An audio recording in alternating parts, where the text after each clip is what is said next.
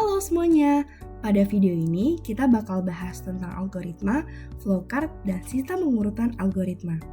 Algoritma sendiri dapat dianggap sebagai resep atau panduan yang menjelaskan bagaimana suatu proses harus dilakukan langkah demi langkah untuk mencapaikan hasil yang diinginkan. Nah, pada video kali ini kami akan membahas mengenai kumpulan data nilai mahasiswa. Berikut ini data nilai mahasiswanya. Selanjutnya, kami akan menggunakan metode insertion sort sebagai sistem pengurutan algoritma. Mungkin dari teman-teman ada yang belum tahu metode ini. Metode ini sendiri adalah salah satu algoritma pengurutan atau sorting sederhana yang bekerja dengan cara membandingkan dan menyisipkan elemen data ke posisi yang tepat dalam bagian arah yang sudah diurutkan. Algoritma ini cocok untuk data yang jumlahnya kecil atau data yang hampir terurut. Setelah kita menentukan algoritma dan metode yang akan digunakan, kita akan membuat flowchart-nya. Flowchart itu apa sih? Flowchart adalah diagram yang menggambarkan alur proses atau langkah-langkah dalam menyelesaikan suatu masalah atau tugas. Untuk pembuatan flowchart, kami akan memakai dua aplikasi, yaitu website Miro dan Flowdia Diagrams. Sebelum kita melakukan pembuatan flowchart ke dalam dua aplikasi tersebut, yuk kita bahas bagaimana algoritmanya. Berikut penjelasannya.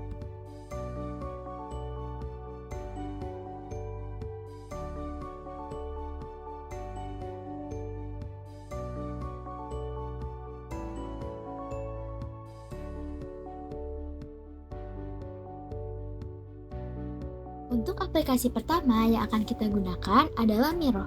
Bagi yang belum tahu, Miro adalah platform kolaborasi visual populer yang digunakan untuk membuat flowchart, diagram, peta konsep, dan berbagai jenis visualisasi lainnya.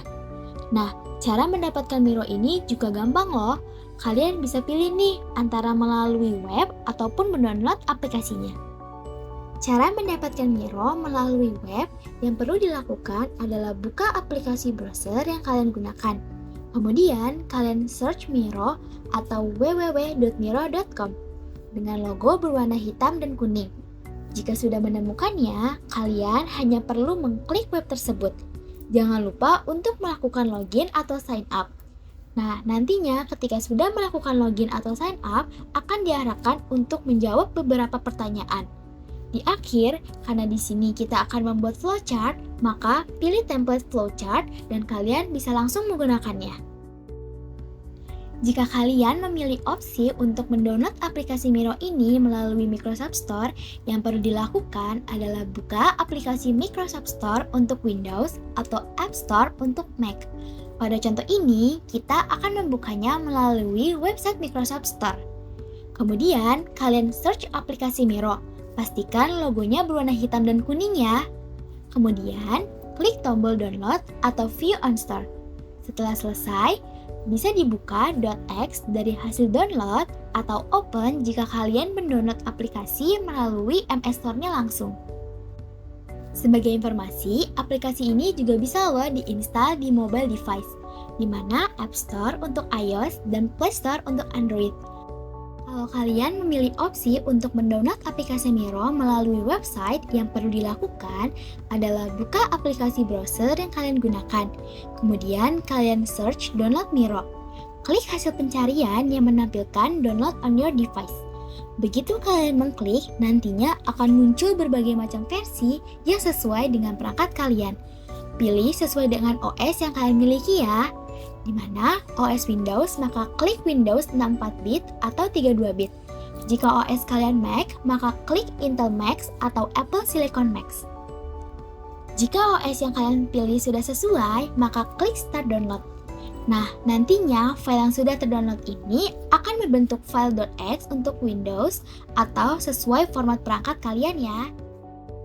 Nah, kalau kita udah ada aplikasinya, gimana sih cara menggunakannya? Berikut tata cara pemakaiannya. Di sini, kita akan mengakses Miro melalui browser tanpa diinstal dan akan membuat flowchart sesuai dengan case algoritma di awal tadi. Untuk memulai, klik Create New untuk membuat papan kerja baru. Jangan lupa beri nama papan kerja kalian ya, misalnya Flowchart Project. Kalau semisalnya kalian ingin menggunakan template, maka balik ke halaman utama, pilih template flowchart yang sudah disediakan. Klik create dan papan kerja baru kalian siap digunakan. Nah, setelah papan kerja terbuka, kita akan mulai menambahkan simbol flowchart. Di sisi kiri layar, kalian akan melihat toolbar. Kemudian, klik icon shapes atau library untuk membuka perpustakaan simbol. Pilih flowchart dari library yang tersedia. Di sini, kalian akan menemukan berbagai simbol, seperti terminal untuk start dan end, persegi panjang untuk proses, dan belah ketupat untuk keputusan. Nah, untuk menambahkan simbol, ini cukup gampang loh. Kalian tinggal drag and drop simbol yang kalian butuhin ke papan kerja kalian. Misalnya, tarik simbol oval ke papan kerja untuk menunjukkan awalan proses. Nah, kalau semisalnya kalian mau menambahin teks, kalian tinggal klik 2 kali pada simbol. Misalnya, kita mau nulis start, berarti kita tinggal klik 2 kali, maka ketik start.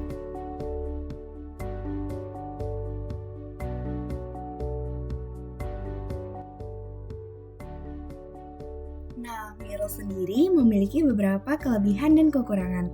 Untuk kelebihannya, yang pertama, memiliki interface yang cukup sederhana sehingga mudah digunakan secara langsung tanpa memerlukan waktu lama untuk mempelajarinya.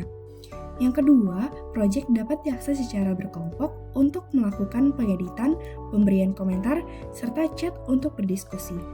Yang ketiga, memiliki banyak pilihan elemen yang dapat disesuaikan dengan kebutuhan saat membuat flowchart. Yang keempat, dapat diakses dengan berbagai macam perangkat seperti desktop, tablet, maupun smartphone. Untuk kekurangannya, yang pertama, performa Miro akan menurun ketika digunakan untuk membuat flowchart yang lebih kompleks.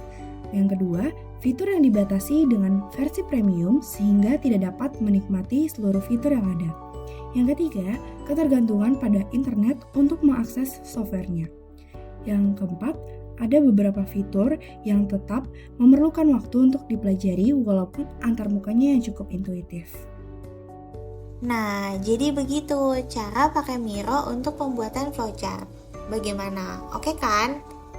Nah, sekarang kita akan masuk ke aplikasi yang kedua, yaitu Flowdia Diagram. Flowdia ini membuat diagram yang terorganisir dengan baik untuk berbagai jenis proyek seperti peta pikiran, proses bisnis, jaringan dan layout server, network, dan masih banyak lagi. Perlu diketahui, untuk mendapatkan Flowdia ini cuma bisa dengan mendownload aplikasi. Begini langkah-langkahnya. Yang pertama, buka aplikasi Microsoft Store untuk pengguna Windows atau App Store untuk pengguna MacBook. Kemudian, kalian bisa search Flowdia Diagrams. Nah, pada desktop, aplikasi Flowdia ini termasuk aplikasi yang berbayar. Namun jangan khawatir teman-teman, karena Flowdia ini menyediakan free trial loh. Jadi, kalian bisa gunakan aplikasi ini buat beberapa kali percobaan. Yang keempat, klik opsi free trial untuk memulai instalasi. Yang terakhir, jika sudah, kalian bisa klik open trial dan menggunakannya sesuai kebutuhan yang kalian inginkan. Gimana? Tertarik gak buat coba? Nah, menggunakan Flowdia sendiri ini gampang banget loh. Berikut ini tata caranya. Setelah mengunduh, buka aplikasi dan buat akun jika diperlukan. Jika sudah, kalian akan diarahkan ke halaman utama aplikasi. Untuk memulai, kalian dapat memilih terlebih dahulu nih, bentuk mana yang diinginkan. Jika sudah, klik sekali untuk membuat bentuk diagram yang kalian inginkan. Setelah proyek baru dibuat, kalian akan melihat kanvas kosong. Di sisi kiri layar, kalian akan menemukan toolbar dengan berbagai simbol flowchart. Nah, untuk menambahkan simbolnya, cukup klik simbol atau mendrag and drop simbol yang Anda butuhkan ke kanvas.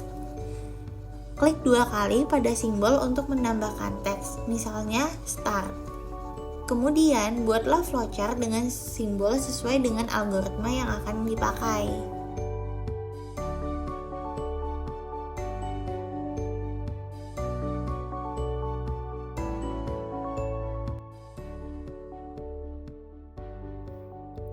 Tetapi Flowdia Diagram sendiri memiliki beberapa kekurangan. Kekurangan yang pertama, memiliki fitur yang terbatas terutama dalam hal kolaborasi. Yang kedua, ketika pengguna harus menginstal di dalam desktop, aplikasi ini termasuk aplikasi berbayar. Yang ketiga, kurang populer, yang menjadikan sumber daya pembelajaran atau komunitas penggunanya lebih sedikit, sehingga pengguna mungkin kesulitan menemukan tutorial atau dukungan saat menghadapi masalah. Yang keempat, tidak memiliki semua fitur khusus yang tersedia. Beberapa versi Flodia Diagrams mungkin memerlukan lisensi berbayar, terutama untuk penggunaan komersial atau fitur-fitur tambahan. Eits, jangan salah, Flodia Diagrams juga memiliki kelebihan loh. Kelebihan yang pertama, memiliki pengoperasian yang mudah dan juga nyaman, sehingga cocok untuk para pemula dalam membuat flowchart. Yang kedua, memiliki banyak fitur sehingga pengguna hanya perlu menyesuaikan sesuai kebutuhan dan dapat membuat hingga 10 halaman untuk mengakomodasi gambar yang panjang. Yang ketiga, memungkinkan pengguna untuk mengekspor diagram ke dokumen standar atau format gambar, termasuk PDF, JPG, dan PNG. Yang keempat, tidak memerlukan sumber daya sistem yang besar, sehingga dapat berjalan dengan lancar di komputer dengan spesifikasi yang rendah.